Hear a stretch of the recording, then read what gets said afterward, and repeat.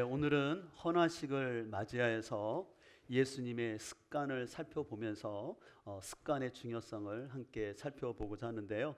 오늘 우리 미나의 헌화식을 맞이하면서 제가 재미있는 영상을 좀 보게 되어서 잠깐 소개해 드릴 텐데, 여러분들이 짧은 영상이지만 이 영상을 보시면서 여기에 나오는 자막을 한번 잘 기억해 보시기 바랍니다. 네, 우리 영상 보여주실까요?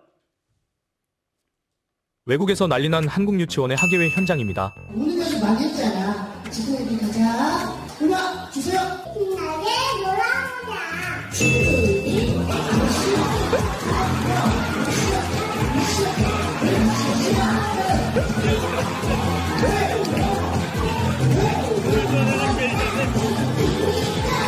학예회는 하기 싫지만 몸은 기억하는 모습에 전 세계 사람들이 빵 터진 레전드 무대입니다.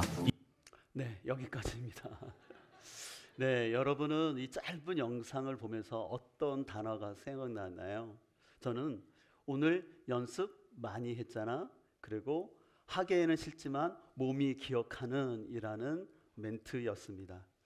저는 저 영상을 보면서 사람은 이 부정적인 감정보다 이 몸이 기억하는 습관이 참 중요하다는 걸 느끼게 돼요. 아마 이 아이는 갑자기 많은 사람들 앞에서 긴장이 되거나 아마 부담스러워서 하기 싫어서 막 울었어요. 근데 여러분들 음악이 나오니까 어떻겠어요? 자기가 연습한 대로 몸이 습관대로 춤을 열심히 추는 모습에 많은 사람들이 웃음을 터뜨린 것을 보게 됩니다. 저는 이 어린 아이의 그 재미있는 모습을 통해서 참 우리의 몸이 기억하는 습관이 참 중요하다는 것을 생각하게 보게 됩니다. 이 같은 차원에서 저는 우리 예수님의 성장 과정과 사역 가운데 있었던 예수님의 습관을 통해서 오늘 우리에게 주시는 교훈을 찾고자 하는데, 무엇보다 오늘 예수님을 통해서 우리가 배워야 될 첫 번째 습관은 바로 건강한 몸을 관리하는 습관입니다. 오늘 40절을 보게 되면 아이가 자라가며 강하여지고라고 말하고 있는데요. 이 두 단어는요, 미완료예요. 미완료이기 때문에 계속해서 반복됐다라는 거죠. 근데 앞에 있는 단어는 능동태고 뒤에 있는 단어는 수동태예요.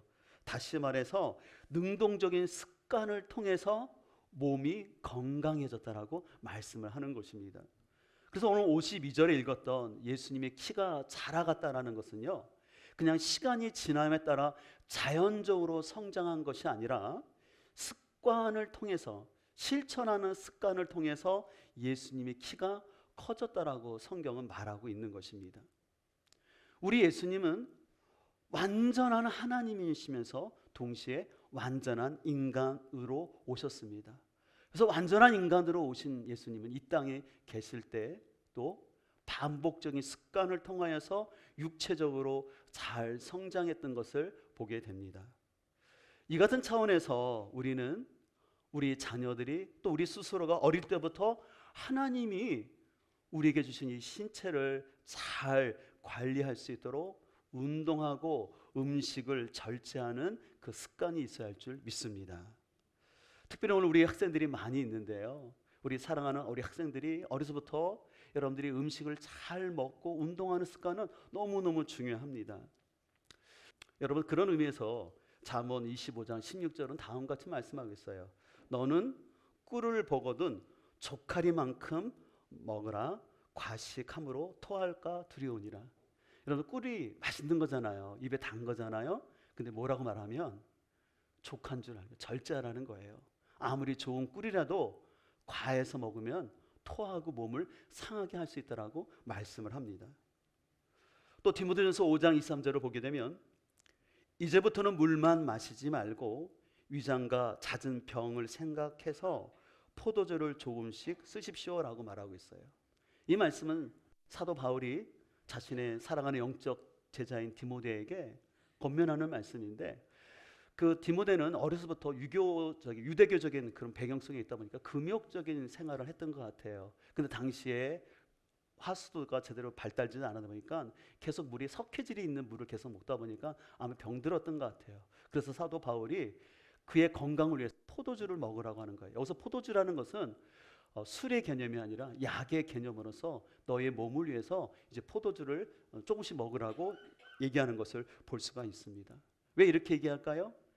사도 바울은 디모데가 하나님의 사람이지만 몸이 건강하지 않으면 하나님의 일을 감당할 수 없기 때문에 너의 몸을 돌보라고 얘기하는 것입니다. 사랑하는 성도 여러분, 우리 자신이나 또 우리 자녀들을 어려서부터 하나님이 주신 이 몸을 귀하게 생각하고, 그래서 몸을 잘 절제하고 운동함으로 말미암아 하나님이 주신 이 몸을 잘 관리할 수 있는 습관이 우리 가정 가운데서 만들어지기를 주님의 이름으로 축복합니다. 두 번째로 예수님을 통해서 배울 수 있는 습관은 뭐냐면 긍정적으로 생각하는 습관을 우리 예수님은 가지셨어요. 40절을 보게 되면 지혜가 충만하여라고 말씀하고 있는데, 여기서 지혜라는 것은 교양이 있는, 학식이 있는, 현명한이라는 뜻인데, 근데 여러분들 중요한 것은 이 지혜는요, 사랑받는 마음에서 생기는 것을 볼 수가 있어요. 그래서 52절 말씀은 이렇게 되어 있는데, 우리 같이 한번 자막을 보고 있겠습니다. 예수는 지혜와 키가 예수님이 성장하실 때 지혜와 키가 자랐는데, 특별히 하나님과 사람에게 더욱 뭘 받으셨어요? 사랑을 받으셨다라는 거예요. 여러분들, 사랑을 많이 받은 사람의 특징이 뭔지 아세요? 그것은 마음이 건강하다라는 것이에요. 그리고 사랑을 많이 받았기 때문에 밝은 웃음이 그 안에 있는 것을 볼 수가 있어요. 그래서 우리 구주 예수님을 보게 되면요, 우리는 예수님 생각하면 굉장히 십자가에 달리는 심각한 예수님만 생각하는데, 여러분들 복음서에 예수님을 보세요. 예수님 굉장히 유쾌하시고 유머가 많은 것을 볼 수가 있어요. 어떻게 할 수 있냐면, 예수님은 제자들을 볼 때 그 특징을 딱 살펴서 별명을 잘 지어주는 것을 볼 수가 있어요. 또 예수님의 가르침은 굉장히 쉬웠어요. 비유를 잘 들었잖아요. 그래서 사람들이 귀에 쏙쏙쏙 듣도록 쉽게 설명할 수 있었다라는 거예요. 왜 이렇게 할 수 있었을까요? 네, 예수님 마음이 밝고 긍정적이기 때문에 사람들을 볼 때 재미있게 표현할 수 있었고 쉽게 가르치는 것을 볼 수가 있습니다. 그래서 예수님의 마음속에는 이런 긍정적인 밝은 성격이 있었음을 보게 돼요. 그래서 성경은요, 우리에게 이 마음의 생각, 특별히 긍정적인 마음에 대해서 늘 강조하는 것을 볼 수가 있습니다. 그래서 잠언 14장 30절은 마음이 평안하면 몸에 생기가 돌지만 질투를 하면 어떻게 된다는 겁니까? 뼈가 썩는다라고 구체적으로 얘기하고 있어요.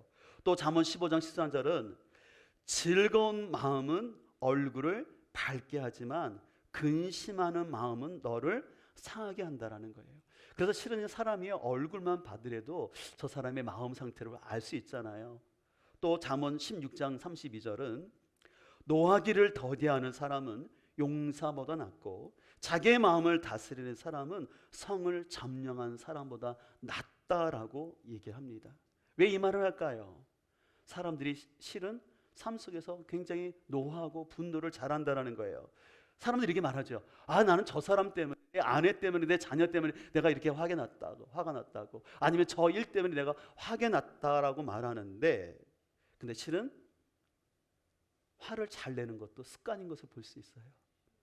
가만히 그렇지 않나요? 여러분 직장에서 일하는 사람들, 또 가족 식구들 보세요. 똑같은 상황인데도 어떤 사람은 부르륵 화를 내고 짜증을 자주 내는 거예요. 근데 그것도 마음의 습관이라는 것입니다.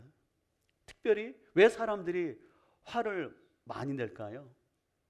그것은 바로 자기가 법이고 자기 마음대로 하니까 사람들이 화를 내는 거예요. 그래서 자기가 법이일수록, 자기 뜻대로 안 될수록 화를 내게 되면 그 피해는 결국은 자신이 제일 많이 받는 거고, 그 다음에는 그 주위에 있는 가족 식구들, 더 나아가서는 공동체가 그 분노의 피해를 보는 것을 볼 수가 있어요. 그렇기 때문에 우리는 어려서부터 또 우리 스스로 늘 내 마음을 잘 생각해서 우리의 마음을 다스리면서 긍정적으로 생각하는 습관을 가져야 할 줄 믿습니다. 만약에 그렇지 아니하고 그냥 감정적이고 기분에 따라 막 나는 편하다고 말을 하게 되면은요, 그 습관이 관계를 힘들게 하고 결국은 자신의 인생에 마이너스가 되는 것을 볼 수가 있어요. 특별히 저는 이제 목회하면서 하나님 앞에 늘 조심하려고 하는 생각이 있는데, 그건 무슨 습관이냐면 낙심하지 않도록 하는 것, 그 다음에 속단하지 않으려고 생각을 많이 해요. 왜냐하면 우리가 이 땅을 살다 보면은요, 때때로 어려운 일들이 발생하잖아요. 근데 그때 어려운 일을 만났다고 나는 이런 어려운 일을 만났으니까 이제 내 인생은 끝났어. 난 더 이상 안 될 거야. 그런 생각을 하지 말자라는 것이죠. 또 어떤 사람의 관계가 어려워졌다고 이제 저 사람은 나하고 끝이야. 저 사람 나하고 이제 척을 졌으니까 이제 저 사람하고 상대 안 할 거야. 그런 생각을 하지 않아야 한다는 것이에요. 우리 믿는 사람은 때때로 어려운 일이 있을지라도 그것을 차분하게 좀 기다리면서 기다리는 습관이 우리에게 필요할 줄 믿습니다. 제가 요즘 계속해서 또 말하고 있지만 우리가 말을 할 때도 가만히 내 말하는 습관을 살펴보는 게 필요해요. 사람들은 옳은 말을 하는 게 중요하다고 생각해요. 무엇이 옳고 그르냐. 근데 그보다 더 중요한 것은 태도, 다시 말투예요. 여러분, 사람들이 왜 싸우는지 아십니까? 옳은 말에서 싸우는 게 아닌 것 같아요. 옳은 말이지만 기분 나쁘게 말하기 때문에, 말투 때문에 갈등이 일어나는 것을 볼 수가 있어요. 그래서 저도 그런 생각을 하고 늘 조심하려고 하는 게 있어요. 말을 할 때 옳은 말 하는 것도 중요하지만 그것을 부드럽게 말하는 것. 또 어떤 어려운 일이 있었을 때 그것 때문에 부정적인 생각을 많이 하는 것이 아니라 이것도 무슨 하나님의 뜻이 있을 거야라는 긍정적인 생각을 자꾸 하려고 할 때 관계가 더 넓어지고 또 우리 인생의 승리가 주어질 줄 믿습니다. 이 마음을 연구하는 한 기관이 있는데 거기에서 뭐라고 얘기하냐면 사람의 긍정적인 마음과 부정적인 생각의 한군 비율이 있다는 거예요. 어떤 게 한군 비율이냐면 긍정적인 생각을 1.6, 그 다음에 부정적인 생각을 1. 다시 말해서 일상 속에서 한 63% 정도 긍정적인 생각을 하는 것이 건강한 삶이라고 얘기를 하는 거예요. 왜 이것이 중요하냐면은 내가 63% 정도의 긍정적인 생각을 하게 되면은 어떤 스트레스 상황이 일어났을 때 그것을 잘 충분히 대처하고 극복할 수 있는 능력을 가질 수 있다는 것입니다. 그래서 우리가 기억할 것은 긍정적인 사람도 부정적인 생각을 할 수 있다는 것을 아셔야 돼요. 우리는 간혹 어떻게 오해할 수 있냐면 성경에서 항상 기뻐하고 감사하라고 했을 때 목사님 저는 그렇게 살아가지 못하니까 저는 말씀대로 못 살아요 라고 생각하는데 그건 아니라는 거예요. 우리가 긍정적인 생각을 한다고 해서 매사에 100% 긍정적인 생각이 아니라 건강한 사람은 한 63% 정도만 긍정적인 생각을 하고 나머지 정도에는 부정적인 생각도 필요하다는 거예요. 왜냐하면 우리가 살다 보면 돌발 변수들이 많이 있지 않습니까? 또 언제 어디서든 위험 상황이 있을 수 있기 때문에 거기에 대비하기 위해서는 때로는 부정적인 생각도 필요한 것을 볼 수가 있어요. 우리가 그것을 예수님의 사역을 통해서 알 수 있는데요. 요한복음 10장을 보게 되면 예수님 말씀을 가르치실 때 그 말씀에 대해서 분노했던 유대인들이 예수님을 죽이려 해서 돌을 들어서 예수님을 치려고 했었어요. 그때 예수님이 어떻게 하신지 아셨어요? 맞서 싸웠을까요? 아니에요. 피하셨어요. 또 한 번은 예수님이 놀라운 기적을 하니까 거기에 많은 사람들이 예수님을 너무너무 좋아해가지고 예수님을 왕으로 삼으려고 막 예수님께 왔어요. 근데 예수님이 어떻게 한지 아세요? 그들과 함께 계셨을까요? 아니요. 피하셨어요. 왜 피하셨을까요? 예수님은 그들이 갖고 있는 생각을 하셨어요. 그리고 예수님이 계속해서 그것에 머물다가는 부정적인 일이 발생한다는 아셨기 때문에 예수님은 긍정적인 생각도 하셨지만 부정적인 생각을 가지시고 피할 때는 피하신 것을 볼 수 있다는 것입니다. 그래서 우리는 긍정적인 생각을 하면서도 여러분들이 부정적인 생각을 지혜롭게 하되 중요한 것은 뭐냐면 긍정적인 생각을 더 많이 한다는 것이에요.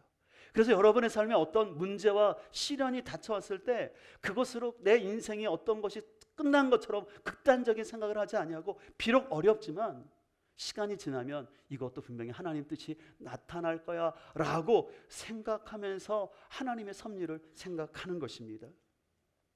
사랑하는 성도 여러분, 우리 인생이란 우리의 기대와 생각대로 되어지지 아니하고 불행한 일을 당할 수도 있어요.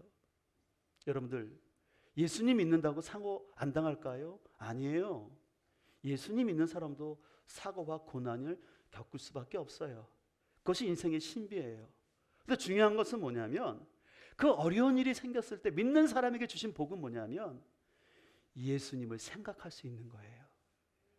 예수님이 어떤 걸 생각하냐면 우리 예수님도 이 땅에 계셨을 때 십자가의 고난을 겪으셨지만 그러나 예수님은 그 십자가로 끝난 것이 아니라 부활의 승리를 하셨다는 걸 기억하는 거예요.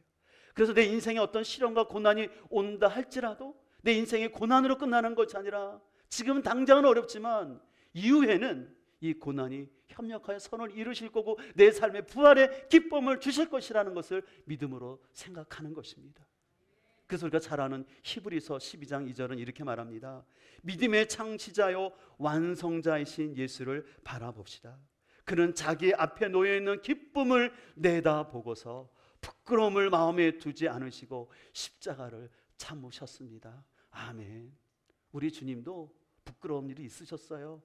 근데 그걸 참으셨다라는 거예요. 십자가를 참으셨어요. 왜요? 부활의 기쁨을 내다보고 인내하셨다라는 것입니다. 소망한 것은 이런 마음이 오늘 우리에게도 주어지기를 축복합니다. 세 번째로 예수님이 가지셨던 가장 중요한 습관, 우리가 가장 본받고 싶은데 그것은 바로 영적인 습관입니다. 오늘 40절에 보면 하나님의 은혜가 그의 위에 있었다라고 말하고 있어요. 하나님의 은혜가 예수님에게 있었다라는 것은 뭐냐면 예수님은 하나님이 주시는 영적인 축복 가운데서 성장했음을 말씀하고 있습니다. 그래서 오늘 본문 42절을 보게 되면 예수께서 12살 되었을 때에 그들이 이 절교의 관례를 따라 올라갔다라고 말하고 있어요. 이것은 뭐라고 말합니까? 예수님이 어려서부터 하나님 앞에 예배하는 습관이 예수님에게 있은 것을 볼 수가 있어요. 그래서 예수님이 이런 습관을 가지고 사역하셨을 때도 중요한 습관을 놓치지 않으셨는데 바로 그 습관이 마가복음 1장 35절은 다음과 같이 말씀합니다. 우리 같이 읽겠습니다. 새벽 아직도 밝기 전에 예수께서 일어나 나가 한적한 곳으로 가사 거기서 뭐 하셨습니까? 기도하셨다라는 거예요. 또 누가복음 22장은 이렇게 말합니다. 같이 한번 다시 읽겠습니다. 예수께서 나가사 습관을 따라 감난산에 가심에 제자들도 따라갔더니 그들을 떠나 돌 덜진 만큼 가서 무릎을 꿇고 뭐 하였습니까? 기도하셨다라는 거예요. 여러분, 우리 예수님은 전능하신 하나님이세요. 그럼 어떻게 보면 기도할 필요도 없으신 분이세요. 근데 왜 예수님이 그렇게 기도하셨을까요? 예수님은 우리의 구원 사역을 감당하기 위해서 이 땅에 완전한 인간으로 오셨기 때문에 인간으로서 하나님의 사역을 감당하기 위해서는 기도할 수밖에 없었다는 것이에요. 그래서 예수님이 그렇게 바쁜 가운데도 한적한 곳에 일부러 감난산이든지 제자들을 따로 놔두시고 주님 앞에 나가서 기도하시는 습관을 보게 됩니다. 그래서 주님께서 제자 훈련을 하실 때도요, 야 너희들 성경 공부 이렇게 하라, 설교를 이렇게 하라 가르치기보다는 너희는 이렇게 기도하라 하면서 주기도문을 가르치시는 걸 볼 수가 있어요. 또 예수님이 제자들을 야단치실 때 다른 거 갖고 야단치는 건 잘 못 보게 돼요. 뭐 때문에 한번 화를 내셨냐면 너희가 이렇게 깨어 있느냐, 나를 위해서 1시간이라도 이렇게 깨어서 기도할 수 없느냐, 마음은 원이로되 너희의 육신이 약하구나 하고 예수님이 너무 안타까워하셨던 것을 볼 수가 있습니다. 그럼 왜 예수님이 이렇게 기도를 강조하셨을까요? 누가복음 22장 40절은 다음과 같이 말씀 같이 읽겠습니다. 그곳에 이르러 그들에게 이르시되 유혹에 빠지지 않게 기도하라 하시고, 주님은 제자들이 겪을 유혹을 하셨어요. 다시 말해서 그들이 겪을 시험을 하셨어요. 근데 그 시험을 이길 수 있는 길은 기도밖에 없었기 때문에 그래요. 여러분들 신앙생활은 끝없는 영적 싸움이 있습니다. 영적 싸움의 대상인 사단은 여러분들 굉장히 강교해요. 그래서 우리의 약점을 누구보다도 잘 알고 있어요. 그 사단은 우리가 뭐 때문에 잘 넘어지는지를 알기 때문에 그걸 가지고 우리를 넘어뜨리려고 사단은 끊임없이 틈을 노리고 있습니다. 그래서 우리가 기도해야 될 것은 뭐냐면 나의 약점 가운데 사단이 역사하지 아니하고 하나님께서 맡겨진 사명을 온전히 감당하기 위해서 우리가 기도해야 되는 것이죠. 제가 몇 주 전에 그런 얘기를 했죠. 신앙생활은 다짐으로 하는 것이 아니라 습관으로 하는 것이다라고 말씀을 드렸는데, 우리나라에서 아주 존경하는 영성가이신 감리교 출신의 이용도 목사님이 마음을 붙잡아 주십시오라는 시를 썼는데 너무 참 솔직한 시예요. 제가 한번 읽어드리겠습니다. 주여, 글쎄 이를 어찌하나요? 마음을 결실에 띠려 꽁꽁 묶어 주님의 제단에 바치고 정성스레 들어 올리르라면 어느덧 묶여있던 띠가 끊어지고 모았던 마음이 산산이 풀어져 이 바람 저 바람에 날리고 마니 글쎄 이를 어떻게 하면 좋습니까? 얼마 후에는 또 흩어진 마음을 집어 모으느라고 눈물을 짜면서 애를 팍팍 쓰고 나니 주님의 제단에 한 번도 알뜰한 재물을 바쳐보지는 못하고 반납 이 짓만 하다가 서산의 해가 떨어져 버리고 말면 어찌합니까? 주님이시여. 저는 참 이 이용도 목사님이 얼마나 간절한 마음으로 하나님 앞에 드리기를 원했는지 이 시를 통해서 느껴져요.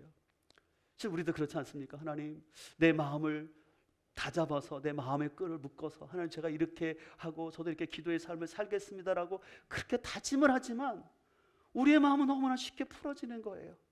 그래서 이 바람 저 바람에 흔들리면서 어느 때는 성령 충만했다가도 지옥을 왔다 갔다 하는 우리의 모습 아니겠습니까? 그러다 다시 내 마음을 가다듬고 가다듬어서 눈물 짜면서 팍팍까지 애를 써서 주님 앞에 드리려고도 하는데 또 무너지는 자신의 모습을 반복하면서 오늘 이용도 목사님의 고백처럼 밤낮 이 짓만 반복하다가 서산에 해가 떨어지면 어찌합니까? 라는 이 이용도 목사님의 고백이 너무나 큰 울림이 옵니다. 그래서 이용도 목사님은요, 평소 진짜 하나님 앞에 기도하기를 갈망하셨던 목사님이셨어요. 그래서 그분이 이런 고백을 하셨어요. 죽으면 기도할 필요가 없으니 살아있는 동안 열심히 기도해야지요.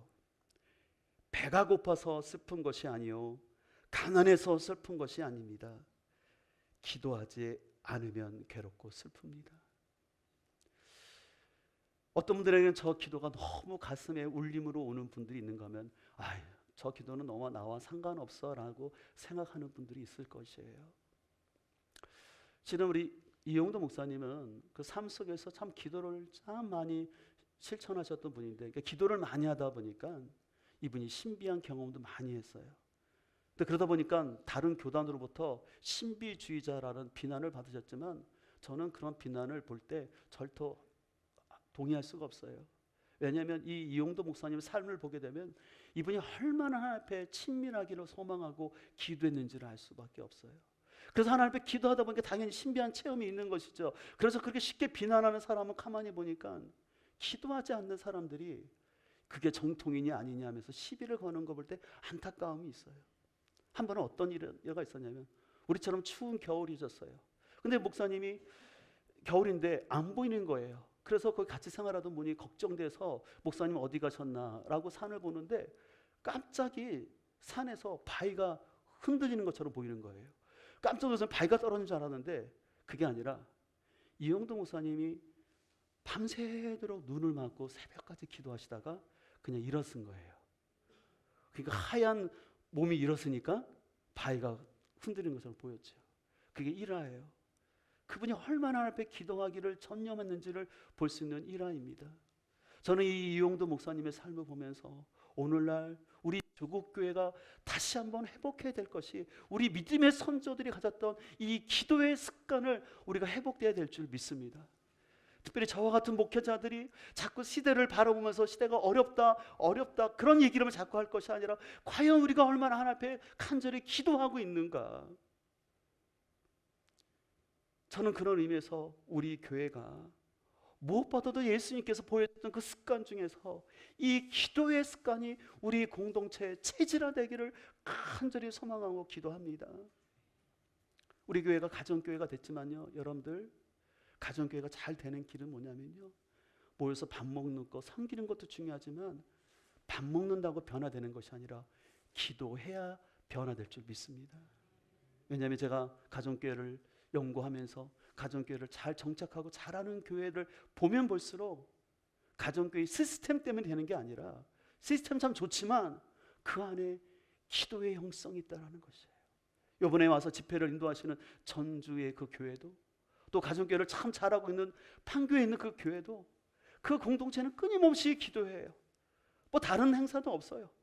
그냥 몇 시간 릴레이 기도, 또 몇 시간 50시간 기도, 40일 기도. 근데 성도들이 그 기도한다고 불평하지 아니하고 그 자리에 나오니까, 기도하니까 그 교회를 통해서 간증이 나타나는 거예요. 그래서 ADHD를 갖고 있는 자녀들이 치유가 되어지고, 중독에 있는 사람들이 회복되어지고, 하나님의 역사가 나타나는 거예요. 가정교회이기 때문에 그런 역사가 나타나는 거 아니라 기도해야지 이런 역사가 나타날 줄 믿습니다. 사랑하는 성도 여러분, 이제 우리가 음력을 지나면서 다시 한번 하나님께서 우리에게 주시는 기회라고 생각합니다.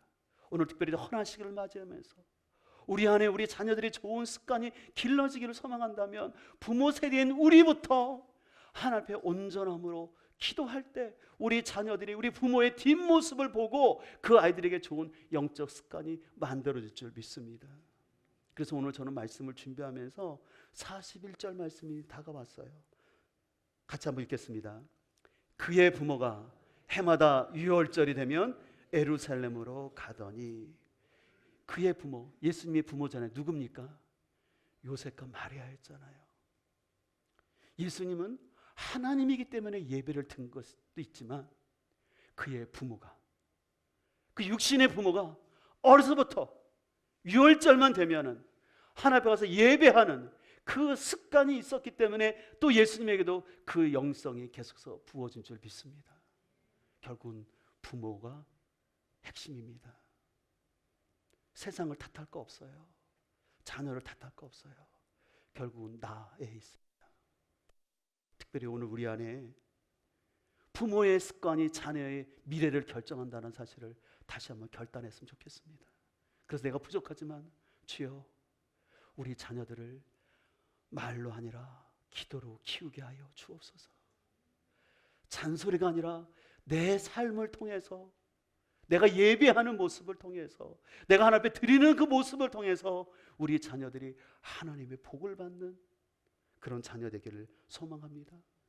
우리 모두의 고백이 되기를 주님으로 축복합니다.